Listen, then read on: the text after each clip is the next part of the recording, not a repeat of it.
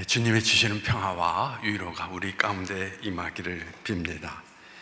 이번 참사로 많은 국민들이 우울증에 시달리고 있다고 합니다. 국민들이 죽음의 위험 앞에 있을 때 국민의 안전과 생명을 지켜야 할 나라가 없었던 것입니다. 국민들을 애도할 일이 없는 사회를 만들어 달라고 정치인들에게 권한을 위임했지만 그들은 애도하는 몸짓만 있는 것 같습니다. 스스로 스승을 지칭하는 어떤 사람은 이태원 참사는 큰 기회라고 할 수 있다고, 큰 질량으로 희생해야 세계가 돌아본다라고 말하기도 하였습니다. 이건 차마 인간의 말로 할 수 없는 것입니다. 참으로 참담하기 이를 데 없는 말입니다. 우리는 지금 비록 눈물 골짜기를 통과하고 있지만 그 가운데에서 샘물이 솟아오르게 하시는 하나님을 바라보며 어두운 세상을 밝히는 등불이 되기를 원합니다. 밝게 타오르는 듯한 색채와 웅장한 구도의 그림으로 사람들의 마음을 사로잡는 화가 르벤스라는 사람이 있습니다. 이분은 역사와 종교에 관한 그림을 많이 그렸습니다. 그의 그림 실력이 뛰어나기도 했지만 그의 성품이 온화하여서 많은 제자가 그를 따랐습니다. 하루는 그가 오랫동안 매달렸던 작품을 완성하고 피곤을 풀 겸 산책으로 밖을 나갔습니다. 제자들은 그가 그린 완성된 그림을 보기 위해서 화실로 달려 들어왔습니다. 그런데 서로 보려고 밀고 당기고 하다가 그만 채 마르지도 않은 스승의 그림을 넘어뜨리고 말았습니다. 제자들은 엉망이 된 그 그림을 두고 어찌할 바를 모르고 있었습니다. 그때 제자 가운데 한 청년이 나서서 말했습니다. 이미 엎질러진 물 어쩌겠나? 내가 한번 고쳐보지. 그는 캔버스를 세우고 여기저기 엉망이 된 부분들을 고쳐 나갔습니다. 다른 제자들이 그림을 더 망가지기 전에 하지 말라라고 말을 했지만 동료들의 만류에도 불구하고 청년은 붓을 들고 그림을 손만 보았던 것입니다. 잊고 르벤스가 집으로 돌아왔습니다. 제자들은 숨을 죽인 채 한쪽 구석에 웅크리고 앉아서 이제 스승으로부터 꾸중을 들을 것을 기다리고 있었습니다. 르벤스는 제자들의 수상한 행동 속에서 무엇인가 잘못된 일이 일어났구나 직감하면서 자신의 그림을 쳐다보았습니다. 그리고 한참 동안 그림을 쳐다본 뒤 이렇게 이야기를 합니다. 내가 그린 그림보다도 더 좋게 고쳤네. 제자들의 실수를 너그럽게 용서한 르벤스, 스승의 작품을 담대하게 고쳤던 제자, 그의 이름은 반 다이크로 훗날 르벤스의 수제자가 되었을 뿐만 아니라 스승 버금가는 그림을 남기게 되었습니다. 오늘 성경 본문은 제자가 무엇인지, 제자는 어떻게 사는 것인지 거기에 대하여서 가르쳐주고 있습니다. 예수님께서 우리에게 들려주신 산성수는 자연으로 살아가라는 그 일이 아닌 것입니다. 성령과 동행하면서 예수님의 제자로서 살아가려는 사람들의 모습이 무엇인지를 우리에게 일깨워 주고 있습니다. 오늘 말씀은 크게 두 가지로 나눌 수가 있습니다. 첫째는 원수를 대하는 태도, 두 번째는 무리한 요구를 하는 자들에 대한 우리의 모습은 어떤 모습이어야 되는가? 첫째는 원수에 대하여 우리가 가져야 될 태도에 대해서 말씀하고 있습니다. 복수. 오늘 본문 38절을 읽으면 떠오르는 단어가 아닙니까? 눈은 눈으로 이는 이로 갚으라 하였다는 것을 너희가 들었으나, 이 말씀은 율법에서 규정한 것입니다. 그런데 우리가 이 말씀을 복수로 생각한다면 율법을 잘못 이해하고 있다는 것입니다. 사실 율법은 이렇게 통쾌한 복수를 하라고 규정한 법이 아니라는 이야기인 것입니다. 당시 근동지방의 법이 소위 말하는 보복의 법을 허용하고 있지만, 하나님이 주신 율법의 정신은 하나님의 자비와 약자를 보호하시려는 사랑의 개념이 들어 있다라는 이야기인 것입니다. 여러분, 보복은 또 다른 보복을 낳습니다. 폭력에 의한 보복은 절대로 우리의 문제를 해결할 수가 없습니다. 눈에는 눈, 이에는 이로라는 법칙은 바로 이러한 과잉 보복을 금지하고 있는 법이라고 말할 수 있습니다. 이 율법을 주시는 하나님의 의도는 선하고 의로운 법을 가르쳐주고 있습니다. 절대 보복을 용납하거나 폭력을 부추기는 악법이 아니라는 이야기인 것입니다. 그러므로 예수님께서 말씀하시는 것은 이 법을 폐하려고 하신 것이 아니라 잘못 사용되는 것을 보완하기 위해서 말씀하고 계시다라는 것입니다. 율법은 하나님의 공동체와 고아와 과부와 힘없는 약자들을 보호하기 위한 법이었던 것입니다. 예수님의 방법은 악한 자를 대적하지 말라라는 것이고, 예수님의 방법은 악을 악으로 대항하는 것이 아니라 선으로 대항하라는 것입니다. 그래서 사도 바울이 말하기를 악에게 지지 말고 선으로 악을 이기라고 했던 것입니다. 사실 우리 주님은 그렇게 사시지 않았습니까? 온갖 능욕과 멸시를 받으시면서 사람들의 폭력에 아무런 저항을 하지 않으셨던 분이셨습니다.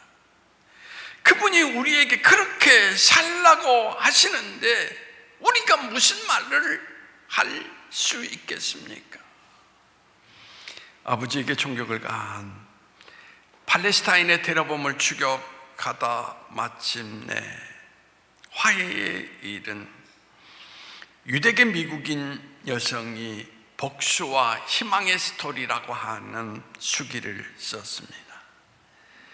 전직 워싱턴 포스트 기자였던 놀라 브루멘 벨트라고 하는 여성은 아버지와 함께 이스라엘 관광을 하던 중에 아버지가 테러범에 의해서 총탄에 맞고 쓰러진 것입니다. 다행히 생명을 건졌지만 그녀는 반드시 복수하겠다라는 마음을 갖고 히브리어와 아람어를 잘했던 그 연인은 워싱턴 포스트 기자로 입사를 하여 이스라엘에 근무를 하게 되었던 것입니다.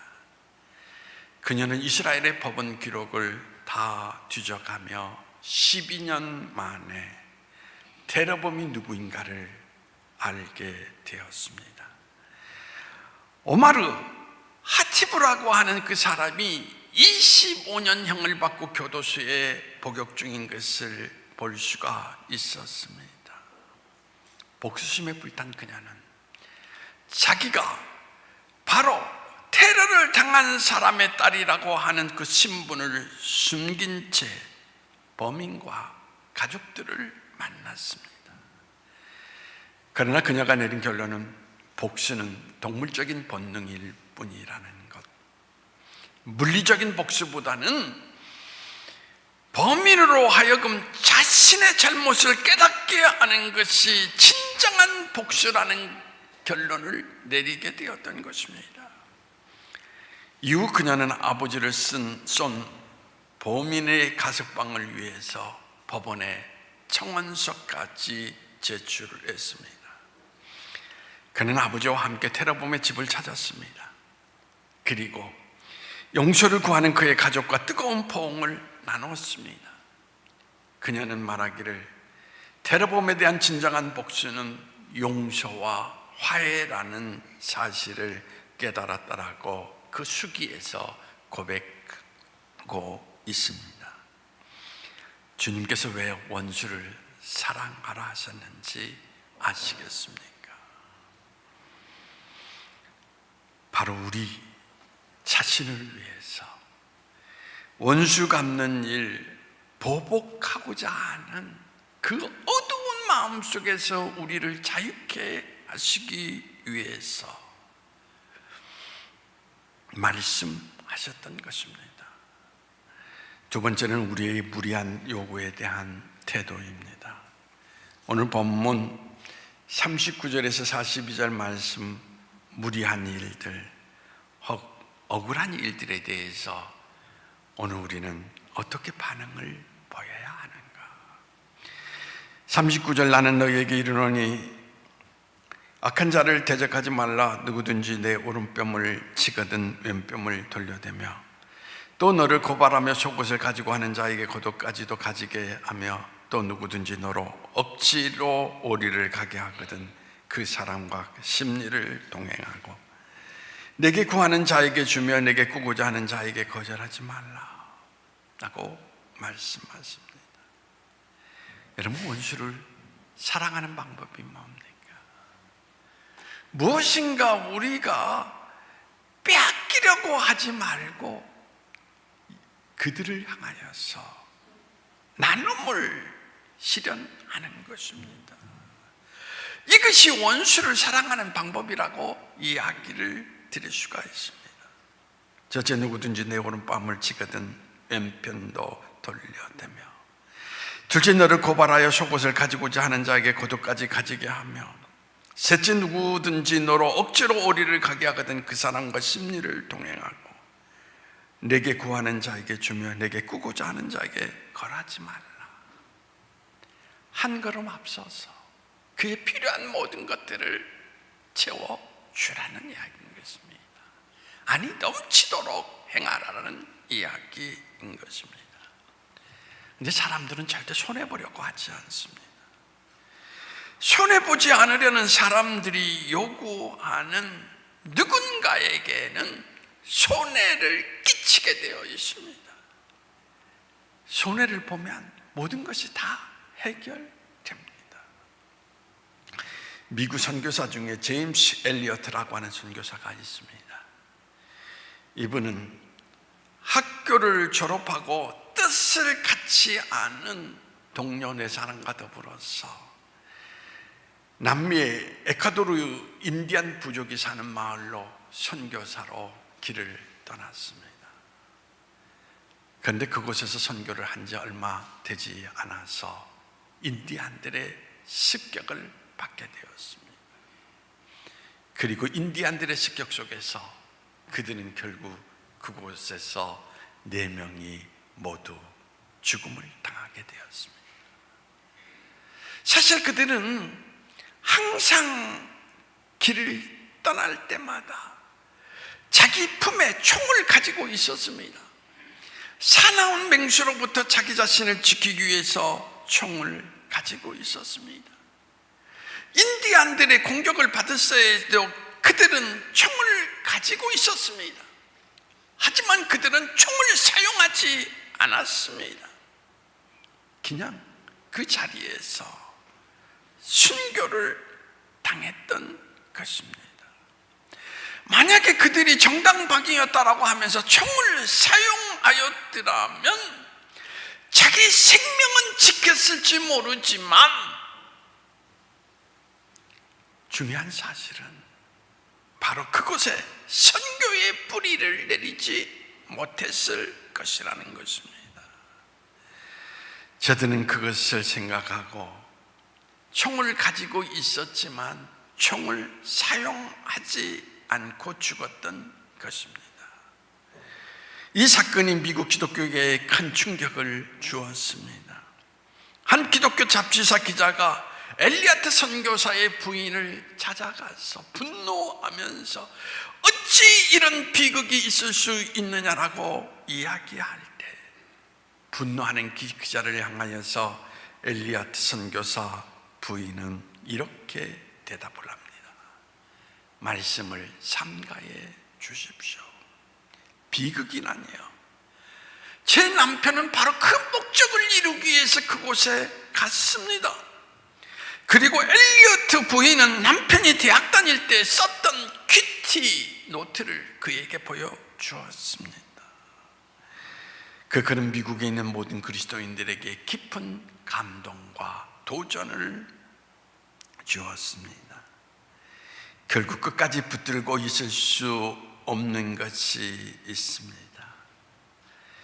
그리고 결국 붙들고 있을 수 없는 그것을 결코 놓칠 수 없는 것을 위하여 바칠 수 있는 사람이 있습니다.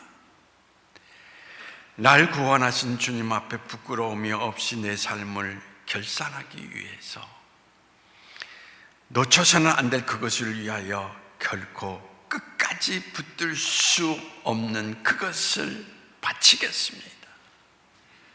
젊음은 지나갑니다. 생명도 또 사라집니다. 명성도 자기 만족과 쾌락도 그리고 물질도 결국은 우리가 붙들 수 없습니다. 그리고 버리고 포기하는 자는 결코 어리석은 자가 아닙니다. 하나님 오래 살기를 구하지 않습니다. 주님 뜻에 제 인생이 쓰임받기를 원합니다. 주여 나를 불태워 주소서. 진짜 믿음은 총을 꺼내어 자신을 해하려는 사람을 공격하는 것이 아니라 총을 가지고도 총을 사용하지 않는 것이라는 것을 말하고 있었던 것입니다. 성숙한 믿음은 더 많이 소유하고 더 많이 성취하고 더 많이 움켜쥐는 것이 아니라 더 많이 내려놓고 더 많이 포기하고 더 많이 손해보는 것이며 붙잡아야 할 것과 놓아야 할 것을 분명히 구별하는 지혜라고 이야기를 드릴 수가 있습니다. 예수님 말씀대로 사는 것이 힘들기는 하지만 누군가의 삶을 바꿔놓는 힘이 있을 거라는 생각이 들지 않습니까? 제가 지난 주간 가운데 전주를 가면서 지난번 약한 교회, 무종교회를 들리게 되었습니다. 장로님이 가져다 준 카스테라 빵을 갖고 그 교회를 방문했을 때 예배당에 들었으면서 느낀 것이 뭐냐, 무언가 수북하게 박스가 쌓여 있었습니다. 예배당에 들어가서 기도하고 나오는데 목사님이 이런 이야기를 합니다. 목사님, 저희 교회는 동네 주민들을 위해서 추수감사절날 나눔을 실현하려고 준비했습니다 라고 하면서 가난 중에도 그리스도의 그 사랑을 그 지역 주민들에게 전달하기 위해서 그들이 마음을 모아서 준비했다라는 것입니다. 거기에서 느낄 수 있었던 것은 그들은 절대 놓칠 수 없는 그 가치를 위해서 자기의 모든 것들을 희생하는데 사실은 자기가 가지고 있는 모든 것들은 언젠가 사라지고 만다라는 이야기인 것입니다. 거기서 느낀 것이 있습니다. 이것이 바로 그리스도인의 삶이다 라는 이야기인 것입니다. 그래서 그런지 그 동네에서 한두 사람들이 교회에 뜨문뜨문 나온다라는 사실인 것입니다. 그 마을을 변화시켜가고 있다라는 이야기, 그걸 들을 수가 있었습니다. 누군가를 원수로 삼고 살아갈 것이냐, 아니면 이웃으로 만들 것이냐, 오늘 본문 말씀은 우리에게 달려있다라는 것을 강조하고 있습니다. 세상을 바꾸는 일, 우리가 날마다 이 성전에 앉아서 기도한다고 되지 않습니다. 오늘 성경 속에서 우리에게 강조하는 거, 예수님의 방법대로 살면 세상이 바뀐다라는 것을 이야기하고 있습니다. 적어도 내가 만나는 사람들의 삶과 내가 살아가는 삶의 반경을 바꾸는 역사를 만들 수 있다라는 이야기인 것입니다. 저는 여러분이 바로 그 한 사람이 되기를 주님의 이름으로 기원합니다. 기도하시겠습니다. 하나님, 신앙의 길은 예배하는 길이 아니라 예배를 넘어서서 사는 길이었습니다. 오늘도 주님께서 산상수훈의 말씀을 우리에게 주시는 것은 살라 라고 하시는 주님의 뜻이 담겨져 있습니다. 이제 주님 말씀대로 살아가는 삶의 모습을 통하여서 우리가 그리스도의 제자인 것을 드러낼 수 있는 우리 모두가 될 수 있도록 우리의 삶의 길을 인도하여 주시기를 원하오며 나사렛 예수님의 이름으로 기도하옵나이다. 아멘.